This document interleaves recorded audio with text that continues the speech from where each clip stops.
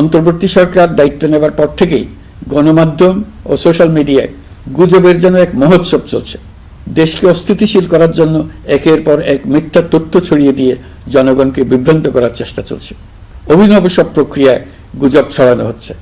এক ছবির সঙ্গে অন্য ছবি জুড়ে দেওয়া হচ্ছে, ঘটনা একটা ছবি আরেকটা, এরকম ফটোকার্ড বানিয়ে অন্য দেশের ঘটনাকে এ দেশের ঘটনা হিসেবে চালিয়ে দিয়ে সোশ্যাল মিডিয়ায় তোলপাড় করে ফেলছে।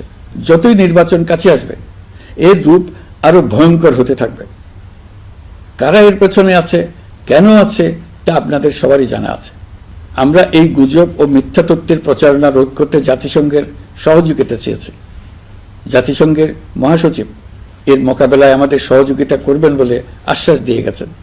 দেশবাসীকে আমি স্মরণ করিয়ে দিতে চাই যে জুলাই অভ্যুত্থানের প্রথম পর্ব সফলভাবে সমাপ্ত হয়েছে। প্রথম পর্বের সমাপ্তির মধ্য দিয়ে অভ্যুত্থানের দ্বিতীয় পর্ব শুরু হলো।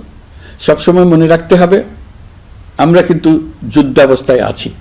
গুজব হলো এই জুলাই অভ্যুত্থানের বিরুদ্ধে পরাজিত শক্তির মস্ত বড় হাতিয়ার। গুজব দেখলেই গুজবের সূত্রের সন্ধান করতে থাকবেন, গুজবকে অবহেলা করবেন না।